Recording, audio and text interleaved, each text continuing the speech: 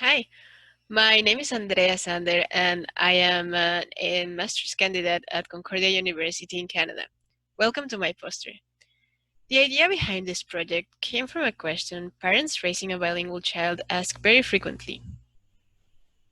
How can I make sure my baby is learning both languages at the same time? And is there a strategy to make this happen?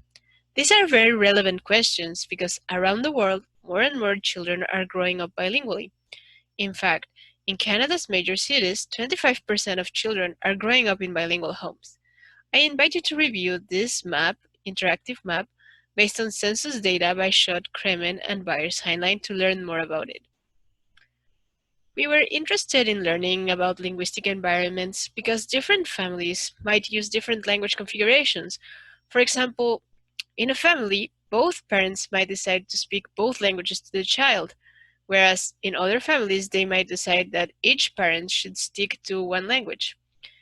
Actually, that configuration is known as the one parent, one language, and it is the most well-known and the most represented in the literature, but it might not be the most common in our sample of bilingual families.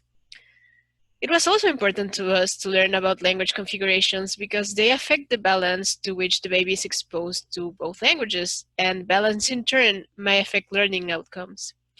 So, in order to learn about language configurations in our sample and how they affect balance, we interviewed 151 families who were raising babies between the ages of 8 and 19 months. The participants were learning English and French and were less than 10% exposed to a third language, and they were all from Montreal, Canada. Parents were asked to fill a language exposure questionnaire under the MAPLE approach, and they were asked if they used English and French when speaking to their child regularly, sometimes, or never. Based on their responses, we identified 4 language exposure configurations. So, both parents bilingual, meaning both parents spoke both languages regularly. One parent bilingual, in which one parent spoke both languages regularly and the other parent just one language.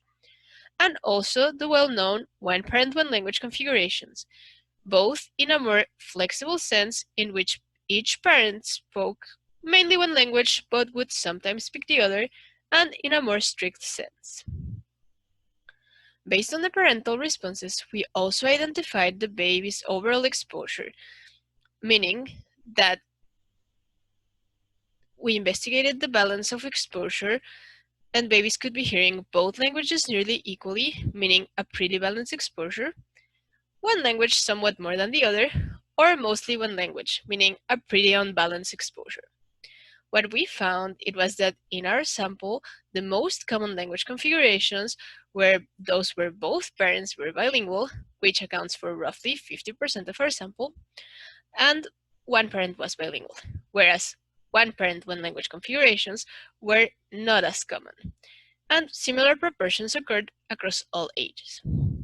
As for balance, we found that one parent, one language configurations were more likely associated with a balanced exposure, meaning the babies were hearing both languages nearly equally. But importantly, this balance was attainable with any of the configurations. So, as a recap, in our sample, the most common language configurations were those where one or both parents were bilingual, not the one parent, one language configurations, and this actually goes in line with previous findings. Also, it was important to find that balance was possible under any configurations, meaning it was not exclusively associated with a particular configuration. But it was more likely to happen when there was a one parent, one language configuration. But this does not mean that the one parent, one language configurations are a magic recipe to attain balance in the exposure. And other factors like quality of the input and time spent with each caregiver might also contribute to balance. I would like to take a moment to thank our contributors and my co-authors. Please contact us in our social media. We would love to follow up the discussion and to answer any questions that you have. Thank you very much for keeping with me until the end of the poster.